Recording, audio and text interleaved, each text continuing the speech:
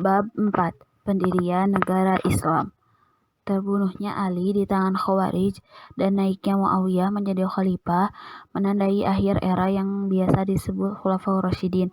Bentuk pemerintahan dan masyarakat Islam berubah secara mendasar selama 19 tahun pemerintah Muawiyah sejak 661 hingga 680 Masehi.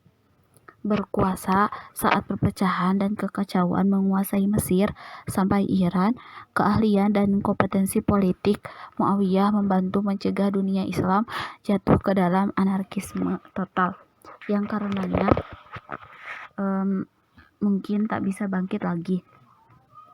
Tetapi pada saat yang sama, beberapa kebijakan dan tindakannya cukup kontroversial sehingga menjadi dasar perpecahan terbesar dalam dunia Islam sekarang. Kekuasaannya menandai awal kekhalifahan Umayyah ketika suksesi khalifah diputuskan berdasar keturunan dan tetap berada dalam keluarga Umayyah sampai 750 Masehi, kemudian digantikan oleh keluarga tua di Mekah yang lain, Abbasiyah. Muawiyah, meskipun sudah ada usaha lewat arbitrase, solusi nyata bagi perselisihan antara Ali dan Muawiyah tak pernah terjadi. Tahun terakhir kekhalifahan Ali ditandai perpecahan de facto antara kekuasaan Muawiyah dan Ali. Tetapi dengan wafatnya Ali, Muawiyah bebas memperluas kekuasaan di wilayah-wilayah yang sebelumnya setia kepada Ali dan menyatukan dunia Islam di bawah pemerintahannya. Mungkin ia memang satu-satunya orang yang saat itu mendapat dukungan untuk mengelola tugas monumental semacam ini. Ia sangat populer di Suriah, provinsi yang dipimpinnya. Sebagai gubernur selama 20 tahun sebelum mulai menjadi khalifah, pasukan Suriah menjadi tulang punggung kekuatan militernya. Akan tetapi, ia tetap mempunyai musuh terutama di Irak. Di sana berkembang pandangan umum yang cenderung memilih kekhalifahan diwariskan kepada anak Ali yang bernama Hasan. Sebagai negarawan pragmatis, Muawiyah tak ingin membawa dunia muslim dalam peperangan lagi untuk memperebutkan kepemimpinan. Jadi, alih-alih memobilisasi pasukan untuk perjanjian dengan anak Ali, hasilnya Hasan akan menghabiskan hidup untuk kegiatan ibadah dan ilmu pengetahuan di Mekah. Di bawah permukaan, keinginan sebagian orang untuk dipimpin oleh keluarga Ali tetap ada, tetapi tak pernah menjadi ancaman nyata bagi kekuasaan Muawiyah. Masjid Dome of Rock dibangun pada akhir 690-an sebagai bagian dari kompleks Masjidil Aqsa di Yerusalem. Rancangannya sebagian besar dibuat orang Bizantium dan sebagian dibangun orang Kristen. Khalifah juga mengandalkan negosiasi dan perjanjian dengan lawan-lawan potensial lain. Dalam banyak cara, Muawiyah memerintah seperti pemimpin suku Arab pra-Islam, menggunakan hubungan keluarga, kode kehormatan tak tertulis, dan hadiah untuk melancarkan jalan politiknya. Karena semasa muda ia tinggal di Mekah dan menyaksikan ayahnya memimpin Quraisy, tak diragukan lagi bahwa tradisi lama ini tertanam dalam gaya politiknya. Tetapi pada saat yang sama, Muawiyah mulai mengubah sistem kekhalifahan menjadi monarki. Dialah khalifah pertama yang duduk di tahta dan sholat di area tertutup di masjid, yang melindunginya dari kemungkinan pembunuhan. Ia tak lagi mengikuti jejak sederhana dan bersahaja seperti 4 khalifah pertama. Malahan, budaya keluarga raja dan istana yang sebelumnya mewarnai kekaisaran Roma dan Sassanid menjadi bagian kekhalifahan. Untuk kali pertama di antara yang setara dan banyak kisah, untuk kali pertama setelah Nabi wafat, khalifah sekedar menjadi yang pertama di antara yang setara, dan banyak kisah bertahan tentang asketisme 4 pemimpin awal seperti Umar yang tak dikenali orang biasa atau menolak pengawalan khusus. Muawiyah menjembatani kekhalifahan sederhana sebelumnya dan monarki sesudahnya. Ia berjalan-jalan ke pasar di Damaskus dengan baju bertambal saat masjid besar dan rumit dibangun oleh para arsiteknya. Sebagai upaya untuk mengurangi tekanan dan perpecahan politik di antara Muslim, Muawiyah memilih fokus untuk memperluas batas-batas kekhalifahan. Ini mengingatkan akan sosok Umar yang fokus terhadap ekspansi keluar setelah perang dalam negeri di Perang Tabuk. Muawiyah memilih pasukan untuk meneruskan perang melawan Kekaisaran Bizantium di darat dan laut. Pulau penting seperti Rhodes dan Kreta di Laut Aegea diduduki oleh angkatan laut yang didirikan oleh Utsman. Didukung kemenangan ini, untuk kali pertama pasukan Muslim mampu mengepung Konstantinopel, ibu kota Bizantium. Kota legendaris ini dipandang penting sejak hari-hari awal Islam, saat Nabi menjanjikan bahwa akhirnya pasukan Muslim akan menaklukkan kota yang jauh dan seolah tak tertembus. Salah satu sahabat Nabi yang gugur adalah Abu Ayyub al-Ansari yang sudah tua. Dia terkenal karena memberikan tempat menginap saat Nabi memasuki Madinah. Ia dikubur di dekat dinding Konstantinopel dan hampir 800 tahun kemudian akan menjadi legenda penuh mitos bagi pasukan Ottoman yang akhirnya mampu menguasai tembok Konstantinopel.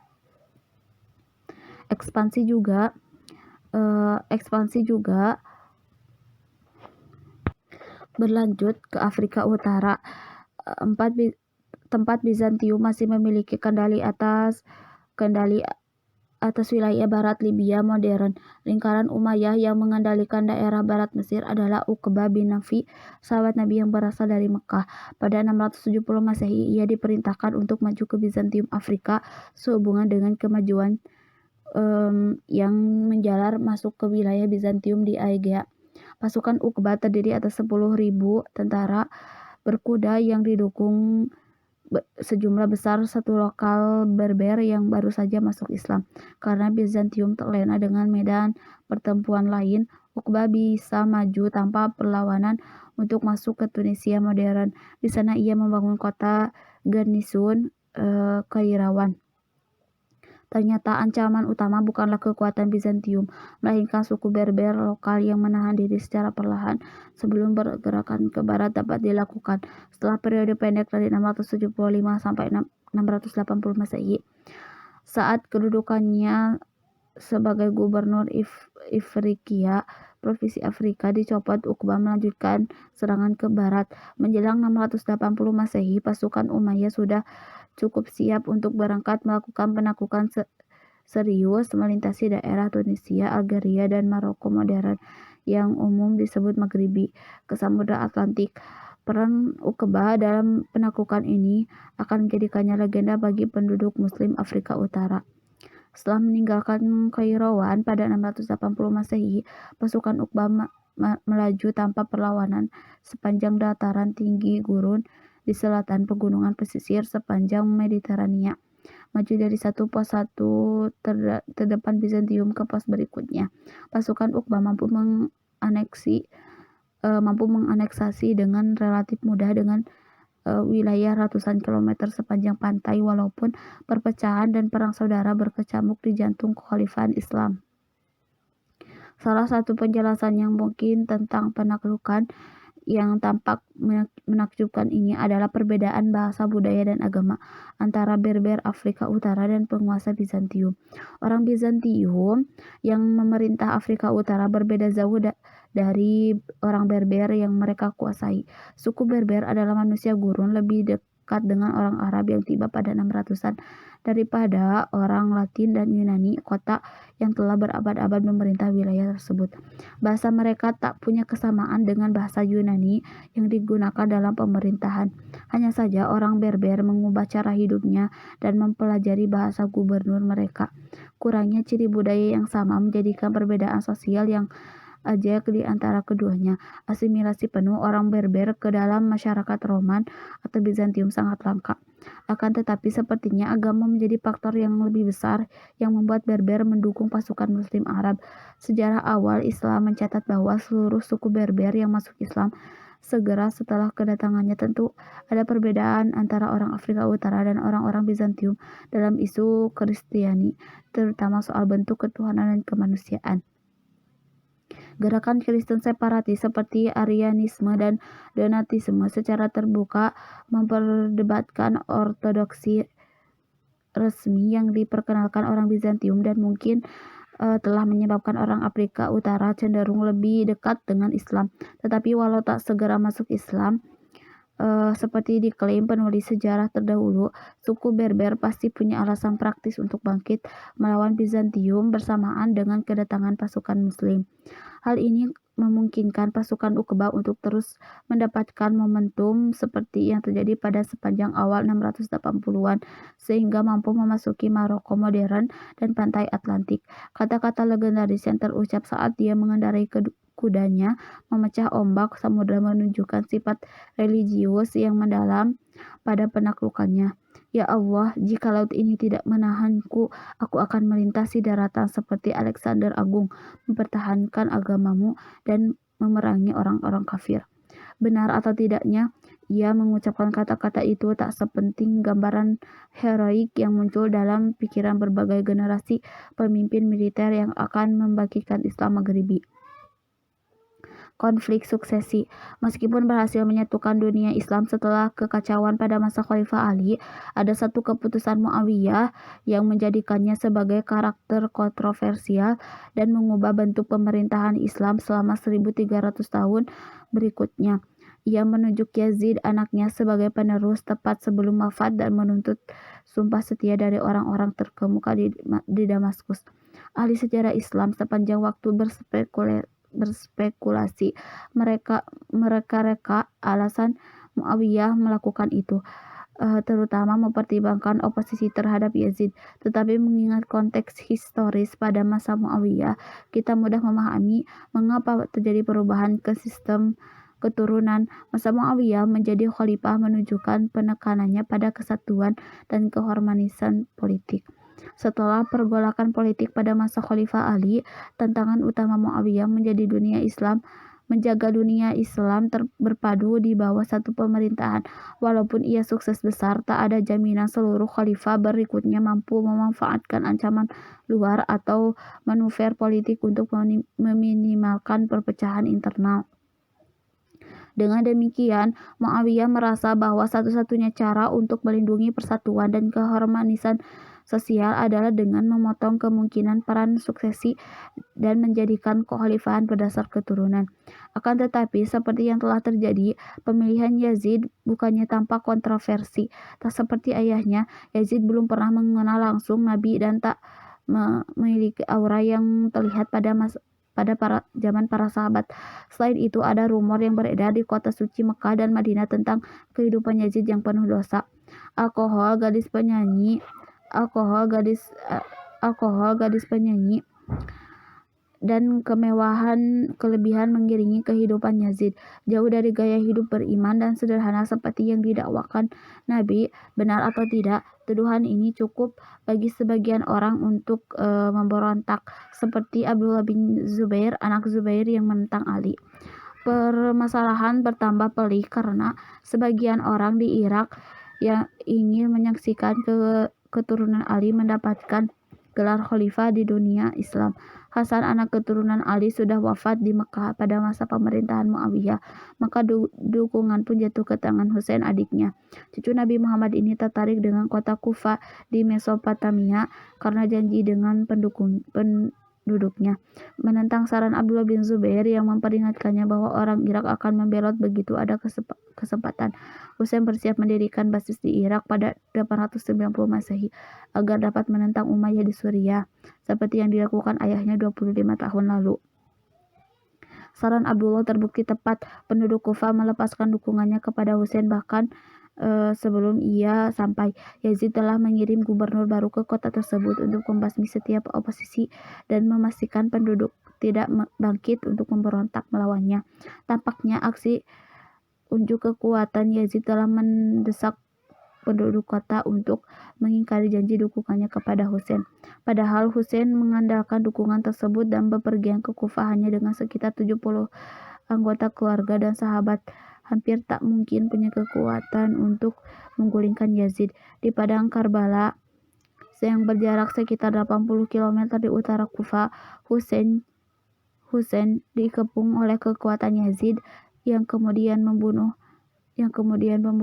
dia dan pengikutnya. Perang Karbala nantinya menjadi salah satu legenda tentang pendirian aliran baru yang berbeda, yaitu Syiah. Pemberontakan Abdullah bin Zubair tak lebih baik hasilnya setelah membunuh Hussein. Masyarakat di dunia Islam umumnya mendukung perlawanan terhadap pemerintahan Umayyah. Lagi pula Hussein adalah cucu kesayangan Nabi. Pembunuhan keturunan Nabi mengejutkan banyak pengikut yang soleh. Abdullah menggunakan oposisi terhadap Yazid untuk mendukung pemberontakannya tersendiri melawan Bani Umayyah. Ia menyatakannya di Mekah pada 680 Masehi. Dengan dukungan semacam itu, pemberontakan Abdullah tak bisa ditumpas mudah Hussein. Bahkan Yazid tak pernah mampu memadamkan pemberontakan di Hijaz dan meninggal pada 683 Masehi tanpa kekuasaan penuh di kekhalifahan. Setelah kematian Yazid, kendali Bani Umayyah seolah runtuh di mana-mana di dunia Islam. Penerus Yazid, seorang anak muda yang sepertinya tak tertarik pada pemerintahan, hanya berkuasa selama beberapa bulan hingga kematiannya. Abdullah menyatakan diri sebagai khalifah dan mendapat sumpah setia dari penduduk Irak, Mesir, dan bahkan golongan pinggiran Suriah itu sendiri. Akan tetapi melalui perpaduan antara politik kesukuan dan pertempuran terbuka, Bani Umayyah mampu mengambil alih kendali kekhalifahan di bawah Marwan, salah satu keponakan Muawiyah. Di bawah Marwan dan anaknya Abdul Malik, Bani Umayyah mengambil kembali kendali atas Suriah, Mesir, dan Irak, dan akhirnya mendamaikan pemberontakan Abdullah bin Zubair di Mekah pada 692 Masehi. Bani Umayyah bangkit dari ancaman kepunahannya untuk memperoleh kembali kendali penuh atas kerajaan Muslim. Ini pasti bukan kedamaian dan keselarasan yang diharapkan Muawiyah saat menunjuk putranya sebagai khalifah.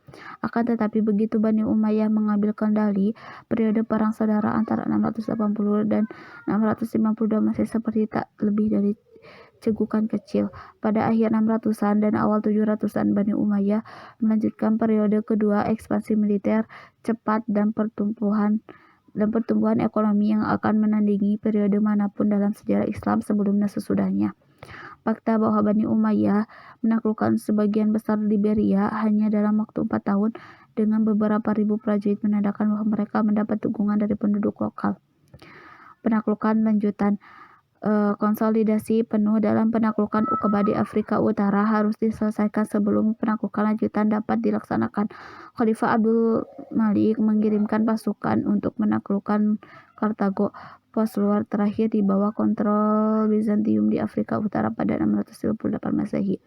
Dengan demikian, daerah terakhir Bizantium Afrika Utara lenyap setelah penguasanya dipaksa mundur ke Sisilia dan Yunani. Sekarang, tentara Islam melengkapi salah satu penaklukan yang paling spektakuler dan tak dapat dipercaya dalam sejarah. Legenda menceritakan seorang bekas petinggi Bizantium, Julian, memohon kepada gubernur Muslim Afrika Utara yang baru untuk menghukum Raja Visigoting dari utara dari semenanjung Liberia, Roderick. Sang raja dituduh menggoda anak perempuannya Julian saat di bawah perlindungannya. Julian bahkan berjanji menyeberangkan kekuatan ekspedisi Islam melintasi Selat ke Spanyol untuk menuntut balas raja tiran tersebut. Benar atau tidaknya keberadaan Julian, laporan tentang kerusuhan di Spanyol Visigotik ditambah permohonan kaum Yahudi dan Kristen non-ortodoks yang teraniaya tentu mempengaruhi keputusan untuk menyeberangi selat dan pergi ke semenanjung Iberia. Musa bin Nusair, gubernur Umayyah untuk daerah Maghribi, lalu mengirim pasukan di bawah komando Tariq bin Ziyad, seorang Berber yang masuk Islam. Awal 711-an Masehi, ia mendarat di dekat pegunungan monolit raksasa yang sekarang dikenal sebagai Jabal Tariq. Gunung Tariq diinggriskan menjadi Gibraltar. Dari tempat ini, Tariq memimpin pasukan menyerbu ke sepanjang selatan Spanyol yang terbukti berhasil, terutama sejak Roderick dan pasukan besar Visigotik yang ada di utara semenanjung sedang menghadapi pemberontakan Basque. Saat Roderick bisa mengarahkan pasukan ke selatan untuk menghadang tentara Muslim pada musim panas 711 Masehi, Torik sudah berhasil membawa sekitar 10.000 tentara muslim dari Afrika Utara. Dalam perang Guadalete yang menentukan, pasukan Torik berhasil menghancurkan kekuatan Roderick yang pasukannya mengalami penurunan kesetiaan akibat perjalanan melelahkan untuk melawan penyerbu muslim.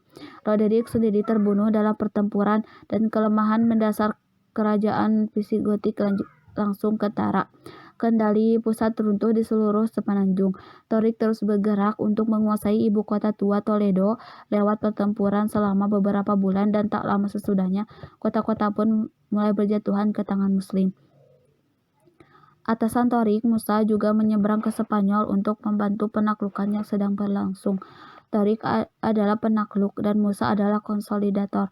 Saat kekuatan ekspedisi, pemimpin Torik menguasai kota-kota jauh ke utara hingga lembah Ebro, pasukan Musa yang lebih besar melanjutkan untuk menerapkan hukum Islam penuh di bawah taklukan dan membentuk pemerintahan sipil. Sejak 711 hingga 715 Masehi, Torik dan Musa mampu menjadikan sebagian besar wilayah semenanjung di bawah kendali Umayyah. Penaklukan wilayah seluas itu yang seolah mustahil melibatkan pasukannya dalam jumlah relatif kecil, tak lebih dari 10-20 ribu tentara. Ini mengingatkan kita akan penaklukan Afrika Utara tepat 1 generasi sebelumnya. Banyak pemeluk Islam baru di India merupakan penganut agama Buddha dan anggota kasta rendah yang tertarik dengan sifat kesetaraan dalam Islam. Penyerbuan lebih lanjut ke selatan masuk ke Galia awalnya terbukti sukses seperti penaklukan Spanyol. Pasukan muslim berhasil maju sampai bagian selatan Perancis modern, menerapkan aturan Islam di Aquitaine dan Septimania pada 710 Masehi. Puncak invasi Islam ke Galia terjadi pada 732 Masehi saat pasukan di bawah gubernur muslim Andalusia Abdurrahman al-Ghafiqi dikalahkan pasukan Franks yang dipimpin Charles Martel di Perang Tours utara Perancis. Arti penting pertempuran ini menjadi bahan perdebatan para ahli sejarah. Sebagian berpendapat bahwa kemenangan Islam akan membuka jalan pada penaklukan penuh Eropa dan perpindahan agama Islam ke Islam pada 700-an. Sedangkan yang lain mengecilkan pertempuran tersebut dengan menyatakan gerak maju Al-Ghafiqi ke utara Perancis tak lebih dari penyerbuan musim panas tanpa bertujuan menaklukan. Penting atau tidaknya pertempuran itu masih bisa diperbantahkan, tetapi kita menyoroti implikasi penerapan hukum Islam di Perancis dan sekitarnya bagi sejarah Eropa pada abad pertengahan. Ekspansi Umayyah awal abad ke-8 menjadi luar biasa karena tak terbatas pada Afrika Utara dan Spanyol. Secara bersamaan, di sisi yang sebaliknya dari kerajaan, pasukan Umayyah bergerak maju menuju daerah tak dikenal yang bahkan pasukan Alexander pun tak berani mendatanginya.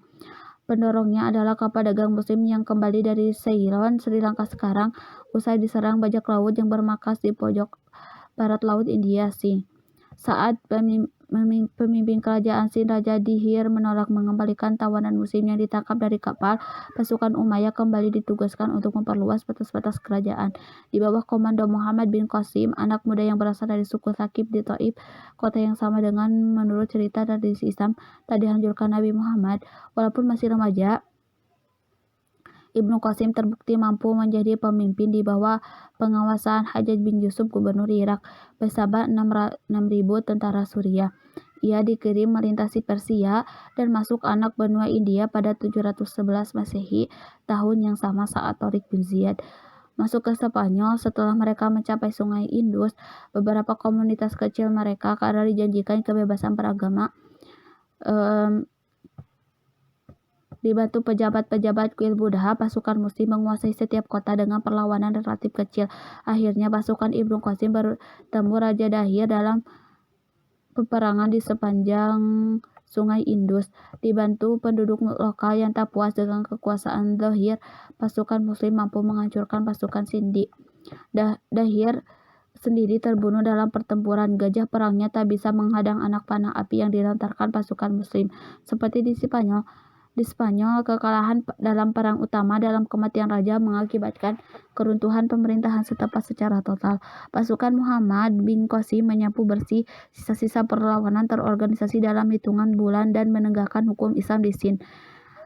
Sebagian India pun segera berada di bawah kekuasaan Muslim, walaupun akan butuh waktu berabad-abad sebelum kelompok Muslim mampu menegakkan kendalinya lebih jauh di anak benua tersebut. Bagi masyarakat Sin, penaklukan Islam tidak mengubah kehidupan sehari-hari terlalu banyak. Berdasarkan nasihat atasannya di Irak, Ibnu Qasim memberikan kebebasan beragama bagi umat Buddha dan Hindu seperti yang diberi kepada umat Kristen dan Yahudi di tempat lain dalam dunia Islam. Oleh gubernur Muslim yang baru, kuil dan patung dihancurkan dalam pertempuran boleh dibangun kembali. Sekali lagi, persyaratan longgar yang ditawarkan pihak Muslim hanya menimbulkan sedikit ketidakpuasan atas hukum Islam dan keharmonisan sosial. Pada pertengahan 700-an, kekhalifahan Umayyah membentang dari Spanyol sampai India. Walaupun ekspansi dan penaklukan biasanya menjadi tanda pemerintahan yang kuat dan cakap, rencana untuk mengakhiri dinasti Umayyah tengah disiapkan saat pasukan Umayyah menuju wilayah yang tak dikenal. Sementara pemberontakan lain melawan Umayyah gagal, kali ini pemberontakan akan berhasil karena memanfaatkan banyaknya kelompok etnis yang berbeda yang berada di bawah kontrol Islam dan mereka tidak puas dengan kebijakan sosial Umayyah. Ekspansi yang cepat berarti semakin banyak penduduk non-Muslim yang berada di bawah kendali Muslim. Persentase populasi penduduk Muslim sejak awal hingga pertengahan 700-an diperkirakan hanya sekitar 10%. Sisanya campuran orang Kristen, Yahudi, Zoroaster, Buddha, dan Hindu. Menurut hukum Islam, kelompok-kelompok tersebut mendapat kebebasan beragama dan dibebaskan dari kewajiban militer dengan keharusan membayar pajak perseorangan atau jizyah. Sebaliknya, umat Muslim hanya dikenai pajak tanah dan zakat, pajak wajib yang akan dibagikan kepada orang miskin walaupun biasanya lebih kecil daripada pajak Bizantium atau Sasanid pra-Islam. Jizyah masih lebih tinggi daripada pajak yang dibayarkan orang Muslim. Reaksi ekonomi yang alami terjadi adalah non-Muslim masuk Islam agar membayar pajak lebih rendah.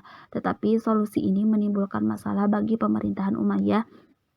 Jika seluruh non-Muslim masuk Islam, penerimaan pajak bakal anjlok, sehingga secara finansial tidak memungkinkan untuk ekspedisi militer lebih lanjut tanpa menyebut kemewahan Istana Umayyah.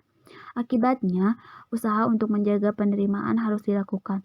Non-Muslim yang masuk Islam disyaratkan tetap membayar pajak jizyah senilai sebelum mereka masuk Islam. Secara teori, cara ini akan melindungi sumber pajak yang berharga untuk kekhalifahan dan memastikan perpindahan agama tersebut dilakukan secara tulus. Dalam praktiknya, ini berarti diskriminasi ras yang dilembagakan, karena bangsa Arab hampir seluruhnya telah masuk Islam sebelum dimulainya kekhalifahan Umayyah. Orang-orang yang masuk Islam belakangan adalah bangsa non-Arab seperti Kopti, Yunani, Berber, dan terutama Persia. Merekalah Muslim yang harus membayar jizyah, sedangkan saudara seiman mereka dari Arab dibebaskan.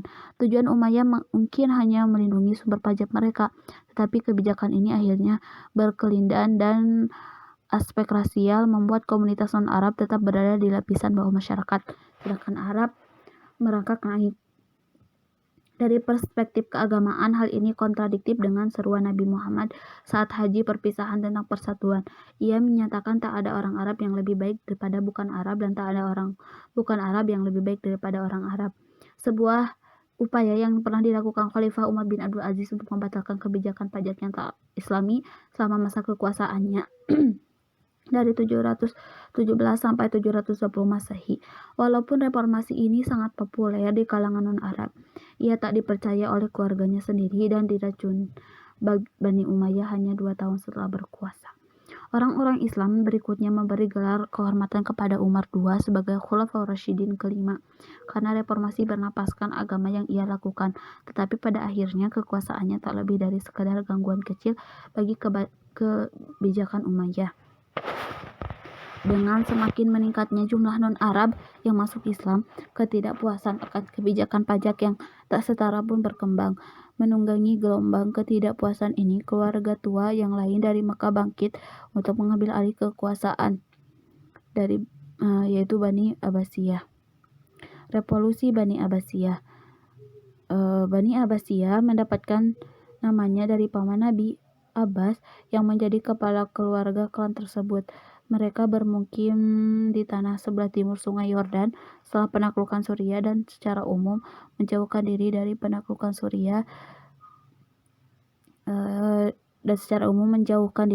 politik saat perang saudara berkecamuk pada 600-an.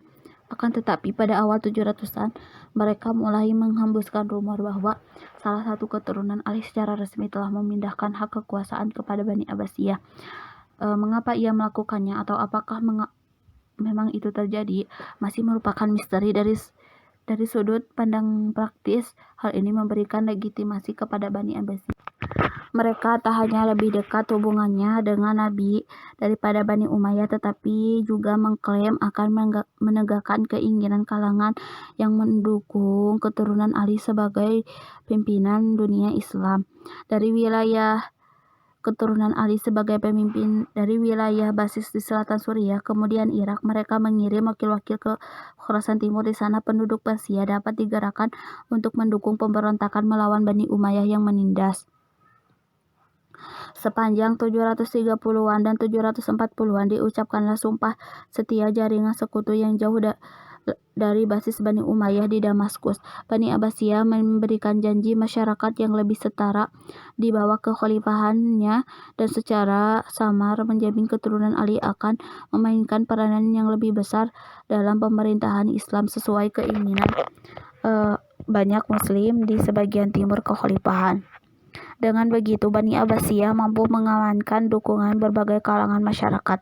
Sokongan datang antara lain dari ahli ibadah yang ingin menyaksikan pemerintahan yang lebih mengikuti teladan Nabi. Selain itu, ada kelompok non-Arab Muslim yang marah atas status kelas 2 mereka. Terakhir, pengikut setia Ahlul Bait yang meyakini bahwa seharusnya kekuasaan menjadi milik keluarga Nabi. Pada 747 Masehi, Bani Abbasiyah secara resmi menyatakan pemberontakan terbuka, mengibarkan bendera hitam khusus di langit kota Merv, jauh ke timur dunia Islam yang sekarang bernama Turkmenistan. Revolusi ini dipimpin tokoh misterius yang dikenal sebagai Abu Muslim. Tak banyak yang diketahui tentangnya, tetapi ia memang tak tampak sebagai anggota keluarga Abbasiyah dan mungkin berasal dari etnis Persia.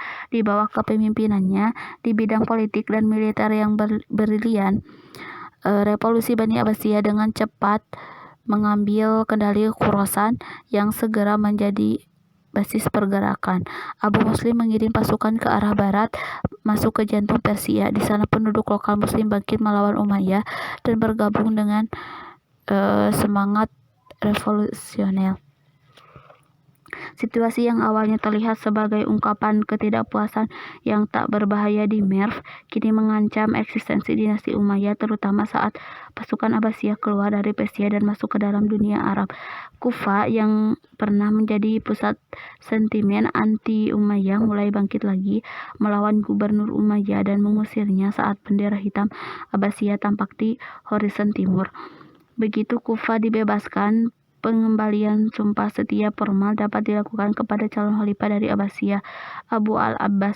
Revolusi ini punya tujuan jelas, dukungan luas dari seluruh Persia, kemudian seorang pemimpin untuk menyatukan semuanya.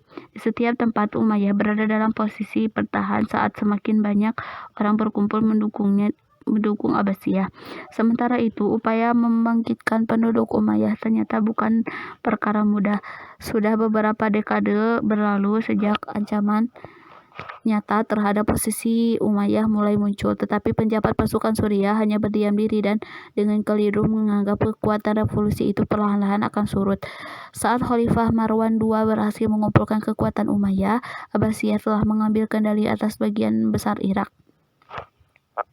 Pada awal 750 Masehi, dalam Perang Zab di Mesopotamia Tengah, kekuatan Abbasiyah berhasil memukul mundur penuh pasukan Umayyah. Perlawanan terorganisasi terhadap Abbasiyah secara efektif berakhir setelah perang tersebut.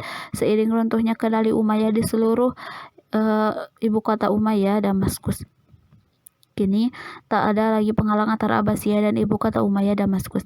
Satu demi satu kota-kota menyerah dan menerima kedaulatan Abbasiyah. Satu demi satu anggota keluarga Umayyah diburu dan dihukum mati. Marwan sendiri tertangkap di Mesir tempat ia gagal mengumpulkan pasukan yang akan memukul mundur Abbasiyah dan mengembalikan kendali Umayyah. Hanya satu anggota keluarga Umayyah yang berhasil lolos dari revolusi, yaitu Abdurrahman yang masih remaja. Anggota keluarga Umayyah yang relatif tak dikenal mampu lolos dengan menyamar ke Afrika Utara. Ia dikejar-kejar pasukan Abbasiyah dari Palestina ke Mesir sampai Maghribi dan hanya dikawani oleh budak yang pernah bekerja untuk keluarganya. Perjalanan legendarisnya membawa ia sampai ke Andalusia. Di sana ia akan mendirikan Emirat Umayyah jauh dari jangkauan Abbasiyah yang akan bertahan hampir selama 300 tahun. Kekhalifahan Abbasiyah. Revolusi Abbasiyah pada pertengahan 700-an menobatkan dinasti kedua untuk mengendalikan kekhalifahan. Pemberontakan tersebut didasari gagasan untuk membangun pemerintahan yang lebih sejalan dengan teladan Nabi, menyediakan tempat yang lebih pantas bagi non-Arab dalam masyarakat, dan memberikan sejumlah peran kepemimpinan bagi keturunan Ali. Janji-janji besar idealistis tersebut memang perlu untuk menggalang dukungan beragam grup yang membuat revolusi ini berhasil. Tetapi begitu Abbasiyah berkuasa, realitas kekhalifahan mereka tak seperti yang diharapkan. Revolusi ini tak serta-merta membuat dunia Islam kembali ke era Khulafaur Rasyidin ketika kesolehan, bukan politik yang mendikte keputusan khalifah. Sebaliknya, Khalifah Abbasiyah meneruskan tradisi otoritarian yang sama dengan yang mereka cela dari Umayyah. Khalifah tetap menjadi gelar keturunan milik keluarga Quraisy, dan mereka yang mendukung keluarga Ali sebagai khalifah ditinggalkan begitu saja tanpa dipenuhi janjinya. Khalifah Abbasiyah Harun ar-Rasyid terkenal karena kekayaannya yang sangat banyak dan hubungan diplomatik dengan negara-negara jauh. Pada 802, ia mengirim duta besar ke Charlemagne di Prancis dengan menyertakan seekor gajah dan jam air. Satu hal yang benar-benar dimajukan Bani Abbasiyah adalah peran non-Arab dalam masyarakat. Walaupun jabatan khalifah tetap dipegang non-Arab, bagian administrasi semakin banyak diisi orang Persia. Selama ratusan tahun sebelum Islam, orang Persia telah mengembangkan sistem birokrasi yang kompleks tetapi efisien. Sekarang non-Arab tak lagi mengalami diskriminasi, maka pengalaman mereka dapat dimanfaatkan dalam pemerintahan kerajaan. Kesadaran akan manfaat besar orang-orang Persia menyebabkan Abbasiyah memindahkan ibu kota lebih dekat ke pusat Persia. Pada 765, Khalifah kedua Al-Mansur membangun ibu kota baru di tanah subur antara sungai Tigris dan Efrat, dekat ibu kota Persia lama, Ctesiphon. Dalam waktu 20 tahun, Baghdad menjadi kota terbesar di dunia dengan penduduk lebih dari 1 juta jiwa. Pusat kerajaan Islam akan menjadi di kota metropolitan, tempat pemerintah, ilmu pengetahuan, dan seni saling beririsan. Pemahaman yang tepat tentang pencapaian masa Abbasiyah akan muncul dalam bentuk eksploitasi militer dan penaklukan tempat-tempat jauh seperti halnya Umayyah. Bahkan ekspansi keluar sesungguhnya terhenti saat Abbasiyah berkuasa. Serangan musiman melintasi perbatasan Bizantium tetap berlanjut, tetapi persiapannya tidak matang. Di barat, Perang Tours pada 732 Masehi di dalam masa Umayyah menyebabkan terhentinya ekspansi Muslim ke Eropa dan konsolidasi kekuatan di Andalusia menjadi fokus utama pengungsi Umayyah yang mengontrolnya. Di timur hanya ada sedikit tambahan keuntungan yang dihasilkan dalam serangan ke Asia Tengah. Orang-orang Turki yang menyebar ke daratan Asia Tengah tak mampu menyongsong peradaban Islam lewat penaklukan, tetapi melalui migrasi ke jantung dunia Islam pada 800-an dan 900-an. Era penaklukan militer Muslim telah berhenti selamanya, tetapi era penaklukan intelektual Muslim siap dimulai.